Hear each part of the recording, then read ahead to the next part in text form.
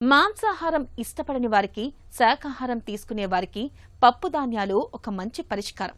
వీటిలో మన శరీరానికి అవసరమైన ప్రోటీన్లు సమృద్ధిగా ఉంటాయి. అయితే పప్పుధాన్యాలతో గ్యాస్ బాధలు పెరుగుతాయని, పొట్టంతా ఉబ్బరంగా ఉంటుందని, అజీర్తి చేస్తుందని బలంగా నమ్ముతారు మనలో చాలామంది.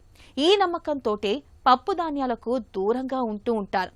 అయితే ఈ నమ్మకంలో వాస్తవం కొంతే అంటారు నిపుణులు. వీటిని వండుకోవడంలో కొద్దిపాటి జాగ్రత్తలు తీసుకుంటే చాలు పప్పు ధాన్యాలతో చక్కటి ఆరోగ్య ప్రయోజనాల్ని పొందవచ్చని చెబుతారు పోషకాహార నిపుణులు. పప్పు ధాన్యాలతో గ్యాస్ బాధలు, వాటిలోని నిజానిజాల గురించి ఇప్పుడు తెలుసుకుందాం.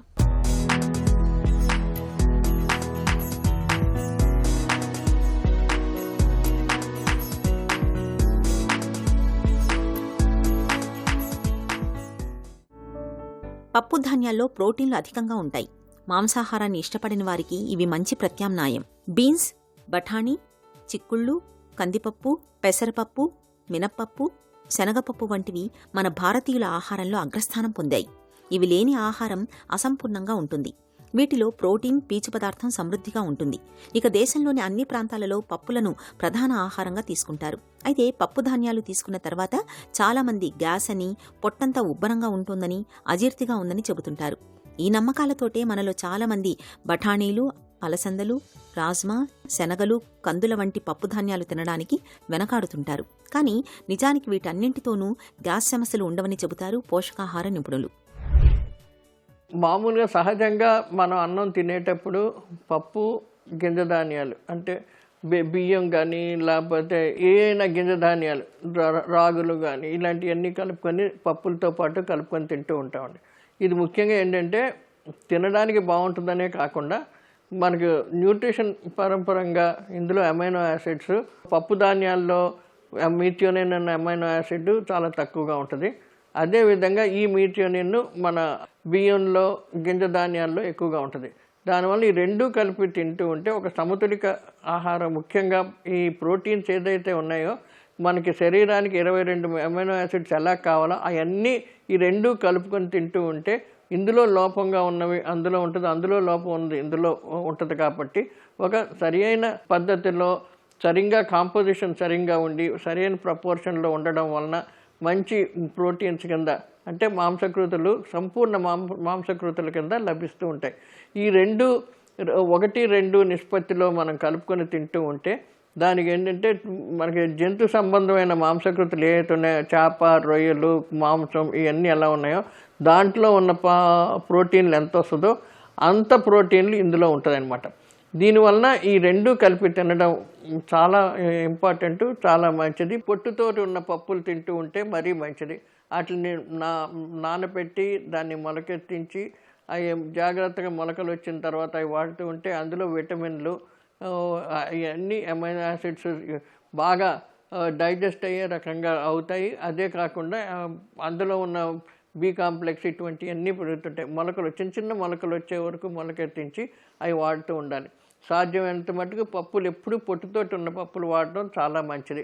ఒకటి మలబద్ధకం రానివ్వకుండా చేస్తుంటుంది, అందులో ఫైబర్ ఎక్కువగా ఉంటుంది కాబట్టి మలబద్ధకం రానివ్వకుండా చేస్తుంది. అదేవిధంగా ఏంటంటే ఎక్కువ ఈ మొలకెత్తించడం వలన మనకి అందులో బి కాంప్లెక్స్ వైటమిన్లు అన్నీ ఎక్కువగా అవుతూ ఉంటాయి. కానీ ఇంకోటి ఏంటంటే 24 గంటల వరకే మొలకెత్తించాలి. మరి ఎక్కువగా మొలకెత్తిస్తే మొలకలు బాగా ఎక్కువ వచ్చినాయి అంటే అందులో ఉన్న బి కాంప్లెక్స్ వైటమిన్లన్నీ అవి వాడేసుకోవడం వలన మళ్ళీ మనకి ఏమీ లభించదు. కాబట్టి 24 గంటలు రాత్రి నానబెట్టి గుడ్డలో కట్టి పొద్దున కల్లా మనకి చిన్న మొలకలు వచ్చినప్పుడు అవి వాడేసుకోవడం చాలా మంచిది. ఇది ఎక్కువగా అవ్వడం వలన మనం ఉడకపెట్టినా కూడా అవి ఏమన్నా కొంచెం ఆ వేడికి కొంచెం తగ్గినా కూడా మనకు కావాల్సినంత నిష్పత్తిలో ఉంటాయి. కాబట్టి మొలకెచ్చిన గింజలు వాడుకోవడం మంచిది. పప్పు ధాన్యాలతో అజీర్తి బాధలతో పాటు గ్యాస్ ట్రబుల్ సమస్యగా మారుతుందని మనలో చాలామంది భయపడుతుంటారు. నిజానికి పప్పు ధాన్యాలు అన్నింటితో గ్యాస్ సమస్యలు ఉండవని అనేక పరిశోధనల్లో వెల్లడయ్యింది. మన శరీరానికి అవసరమైన ప్రోటీన్లు, విటమిన్లు, ఇతర ఖనిజ లవణాల్ని అందించే పప్పు ధాన్యాలపై అపోహలు వీడాలని నిపుణులు సూచిస్తున్నారు. చిక్కుళ్ళు, పప్పుల మూలంగా కడుపు ఉబ్బరం, గ్యాస్ సమస్యల గురించి ఇటీవల అమెరికాలో 3 అధ్యయనాలు జరిగాయి. పప్పు ధాన్యాలను తీసుకునే వారిలో కేవలం 3 నుంచి 11% మందిలో మాత్రమే అజీర్తి బాధలు, గ్యాస్ వంటి సమస్యలు కనిపించాయి. మిగతా వారిలో ఎలాంటి సమస్యలు కనిపించలేదు. పైగా వారిలో చెడు కొలెస్ట్రాల్ నిల్వల్లో బాగా తగ్గుదల కనిపించింది. గుండె జబ్బులు కూడా బాగా తగ్గుముఖం పట్టాయి. పప్పు ధాన్యాలు తీసుకునే వారిలో తొలినాళ్లలో గ్యాస్ సమస్యలు కనిపించినా తర్వాత కాలంలో అవే సర్దుకుంటాయి. ప్రోటీన్లు, పీచు, విటమిన్లు, ఖనిజాలు పుష్కలంగా లభించే పప్పు ధాన్యాలను తరచూ తీసుకోవాలని నిపుణులు సూచిస్తున్నారు. అన్ని పప్పుల్లోనూ 20 నుంచి 22 గ్రాములు 100 గ్రాములకి ప్రోటీన్లు ఉంటాయి, మాంసకృతులు ఉంటాయి. కానీ అన్నిటికంటే ఎక్కువగా సోయాబీన్లో చాలా ఎక్కువగా ఉంటాయి. సోయాబీన్లో ఇంచుమించు 40-42 గ్రాముల వరకు ప్రోటీన్లు వస్తూ ఉంటాయి. కాబట్టి సోయాబీన్ కూడా వాడుకోవడం మంచి. సోయాబీన్ వాడేటప్పుడు దాన్ని బాగా నానబెట్టి, లేకపోతే ఇప్పుడు రెడీమేడ్ పౌడర్స్ కానీ, లేకపోతే గ్రిట్స్ కానీ, మీల్ మేకర్లు కానీ రకరకాలుగా వస్తున్నాయి. అవి ఎందులో వాడినా కూడా మనకి పప్పుకు బదులు అవి సోయాబీన్లు అటువంటివి వాడుకున్నా కూడా మంచిది. ఆల్మోస్ట్ 40 గ్రాముల వరకు మనకి ప్రోటీన్లు లభిస్తూ ఉంటుంది. ఎక్కువగా చీము పడుతుందని ఒకటి, తర్వాత అరగదని ఒకటి, పిల్లలకి ఏమో పెడితేనేమో మలబద్ధకం వస్తుందని చెప్పి రకరకాలుగా అనుకుంటూ ఉంటారు. ఇవన్నీ అపోహలే. కానీ చాలా మటుకు రీసెర్చ్ చేసి ఇది పప్పుల్లో ఎక్కువ ప్రోటీన్స్ ఉంటాయి కాబట్టి అవి వాడుకోవడం చాలా మంచిదండి. పప్పులు వాడేటప్పుడు 2 రకాలుగా, ఒకటి మనకి స్ప్లిట్ పప్పులు అంటాం. అంటే పప్పుని బాగా ఇచ్చేసేసి మనకి ఇంటికి వచ్చే పొట్టు అది తీసేసిన పప్పులు ఉంటాయి. అవి సాధారణంగా ఏంటంటే ఉడకదని చెప్పి బాగా ప్రెషర్ కుక్కర్లో అట్లా వేసి వండుతారు.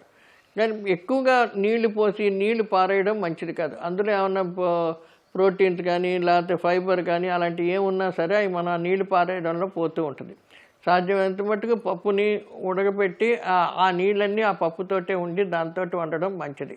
ఇంకొకటి ఏంటంటే పొట్టుతోటి ఉన్న పప్పులు, రాజ్మా కానీ, చోళేళ్ళకి చేసే శనగలు కానీ, ఇలాంటివన్నీ, ఇప్పుడు రాగులు, ఇలాంటివన్నీను ముఖ్యంగా తొక్కతోటి ఉంటాయి కాబట్టి రాగులు వీటి కింద వస్తుంది. కానీ పప్పులతోటి ఉన్న తొక్కలు తీయకుండా, దాన్ని స్ప్లిట్ చేయకుండా వాటిని నానబెట్టి అలా ఉండొచ్చు. మొలకెత్తడానికి టైం లేకపోయినా నానబెట్టి ఉడకబెట్టి వాడుకుంటే దాంట్లో ఉన్న వైటమిన్స్ ఇంప్రూవ్ అవుతాయి.